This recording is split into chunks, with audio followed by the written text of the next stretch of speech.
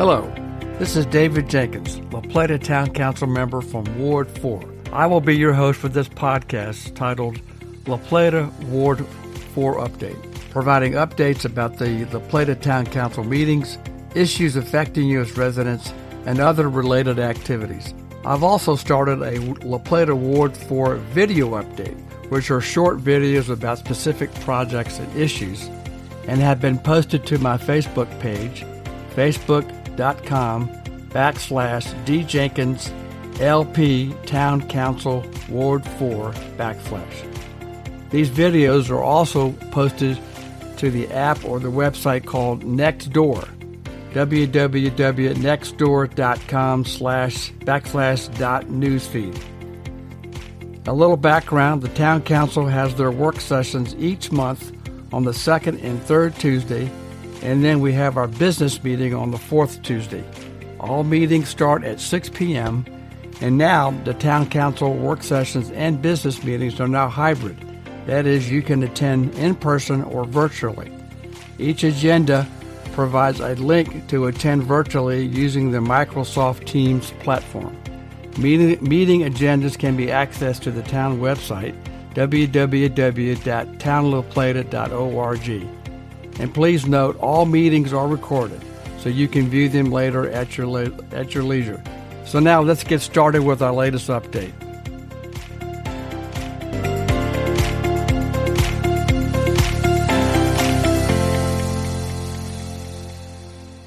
Hi, and welcome again to this latest episode of La Plata Ward 4 Update Podcast. This is David Jenkins, La Plata Town Council member from Ward 4, and your host for this podcast.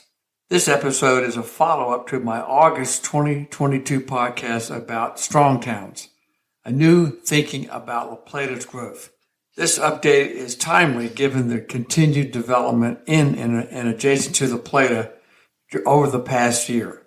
Let me provide a full disclosure. I've been a member of the Strong Town organization for 2 years, following their blogs and podcasts and other materials. Strong Towns provides what I believe is a needed, nuanced perspective about growth. And also please note, the views and opinions here are mine as one Town Council member and do not reflect the view and opinions of the town as a whole. So let's begin with a brief refresher about Strong Towns.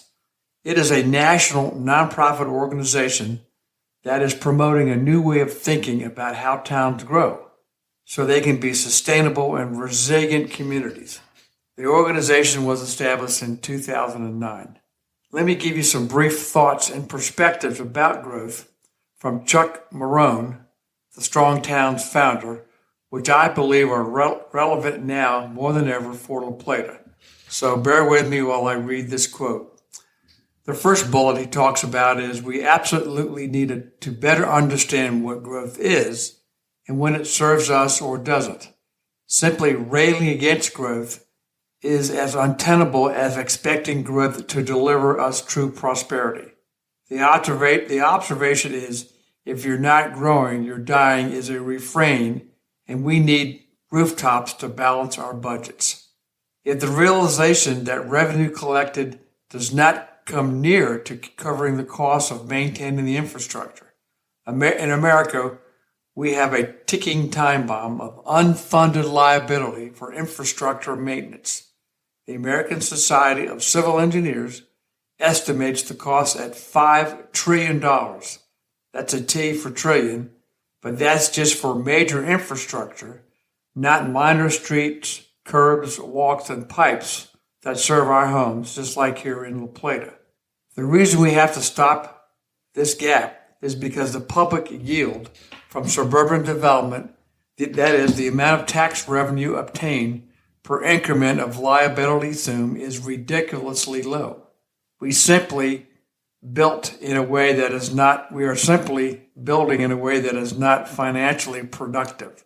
And finally, he states, with decades of building in this new style, everything is spread out across the landscape, and the costs are enormous, yet the comparative wealth is marginal. Our communities are bigger, yet financially less productive. We have run our tax base but our expenses have grown even more. This is not working. So that's a summary of his thoughts about growth. The strong town vision is they seek that their approach, the strong towns approach, should be the default way that every city, town, or neighborhood pursues growth, development, and prosperity. Their vision is to replace America's post-war development pattern. That is the suburban experiment. That is a pattern of development that is financially strong and resilient. We advocate for cities of all sizes to be safe, livable, and inviting. We work to elevate local government to be the highest level of collaboration for people working together in a place, not merely the lowest level in the hierarchy of governments. I really believe that as well. So they have several campaigns that are now working on. The first is End Highway Expansion. They seek to curtail the primary mechanism of local wealth destruction and municipal insolvency, the continued expansion of America's highways and related auto-based transportation systems, transparent local accounting, and this is a favorite subject of mine. That is, they seek to reveal the financial implications of the suburban experiment of growth by increasing the transparency of local government accounting practices. Their next campaign is incremental housing. Seek to have the next increment of development intensity allowed by right in every neighborhood in America. And another favorite of mine, and the next one, safe and productive streets. Seek to shift the priority of local streets from automobile throughput to human safety and wealth creation. And finally, ending parking mandates and subsidies. Seek to end the mandates and subsidies for parking that cause productive land to be used for motor vehicle storage only. Now, one of their key outreach and engagement efforts is called local conversations. This is where groups of strong towns advocates and members who live in the same place, like a city, like La Plata, or a particular neighborhood, meet to discuss how strong towns and their principles can make their place stronger. Since they've started this process of developing local conversations in early 2018, over 100 groups have been created or underway around the world. They believe local conversations are one of the more important elements of their strong towns movement. And here's why. They know that local residents know best and understand their communities and the areas in which it struggles. And so strong towns can help communities to take actions by walking with you with a step-by-step process to connect you with others in your area to form a local conversation group. Then connecting you with their staff members and provide helpful resources and talk through your challenges. And eventually sending an email to everyone on our local conversation mailing list who lives in your area, notifying the start of this new group.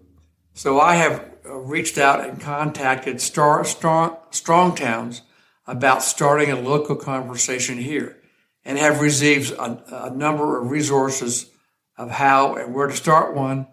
This includes related video courses through their Strong Towns Academy, including one free video called Strong Towns 101, which gives an overview of their programs. I'll end this episode by giving you a brief but a good and a recent example from Bloomington, Illinois, where a local high school teacher and some like-minded friends got together in his living room to talk about issues facing their community, Bloomington, Illinois. In this particular case, they were concerned about available housing. From there, this new group was formed, and they called themselves Bloomington Revivalists. And so they tried to figure out how to make this town stronger. One of the group's first action items was to approach their city council with a request to change the town or the city code so residents could build additional housing units on residential properties, specifically what they call accessory dwelling units or ADUs. Through that collaborative effort, this change was passed unanimously by the city council, and now the local residents or developers have the ability to build external housing needed for other family members as well as new employment which has come to their town in most recent years. So I have provided a link to this article to give you a little bit more information. So the key ingredient of this process is active engagement by residents with their local elected officials, in this case, the town council or city council, who then have worked together to solve a housing problem in their community. I would certainly hope that we could start this kind of engagement here. We had some of that process a number of years ago when La Plata got together to start and to develop our vision plan back in 2000. So I wish we could start this kind of a local conversation and engagement here to make La Plata better. So I'll provide specific links in the podcast notes to Strong Towns and some of their other available resources. So again, I hope you find this interesting. As always, please email me with your questions, comments at djenkins@townlaplata.org. Thanks again and look forward to hearing from you.